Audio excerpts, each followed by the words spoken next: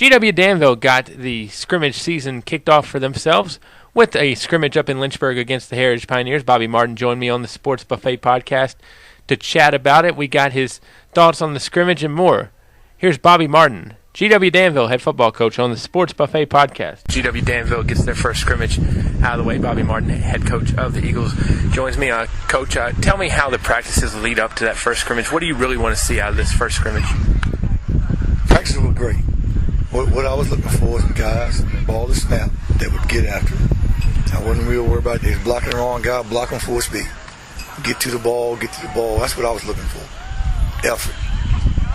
What do you feel like that you saw out of this first scrimmage that really needs to be addressed this week in practice before you get at it again? You don't have enough time. We got to watch the film, break down the things we did right, break down the things we did wrong, and fix them. When we look at the season as a whole this year, what are your expectations for the Eagles? My expectation was just keep working and get better. I don't talk about wins and losses. That'll take care of itself. I want these guys to grow up and be men. How important is it to, preach, like you said, the positivity of the program, no matter what the result is? We got to keep plugging, we got to keep trying, we got to keep plugging, we got to keep trying to get G.W. Danville back where I'm assuming all you guys want it. I think that the whole thing, you got to build a foundation, and then you got to stay with it. And you don't base it right now on wins and losses. You base it on getting better, and then the wins and losses take care of themselves.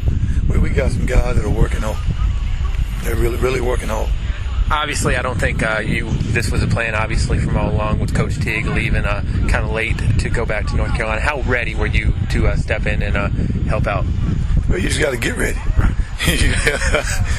I've been coaching all my life, so you transition. And sometimes in life you deal with some things. It's not perfect. You just got to deal with it. So that's what I'm trying to do as a coach, and trying to get the players to do the same thing. When we look at the Western Valley this year, what are your impressions of the district? Oh, always tough, always good. And you got to suit up every Friday, and you got to play. In terms of it, it's a smaller district than most districts. What do you look for in those non-district games? Because obviously with the VHSL and the PowerPoints, every game counts, but you really want to get ready for those district games. You can't go out there and lay eggs, right? But you got to build off each one of those games. And our district is so small. You play so many non-district games, you got to be successful because of the points. And then when our district comes, you can't lay an egg. You cannot lay an egg. Coach, appreciate your time. Look forward to talking to you throughout the season. All right, thanks a lot.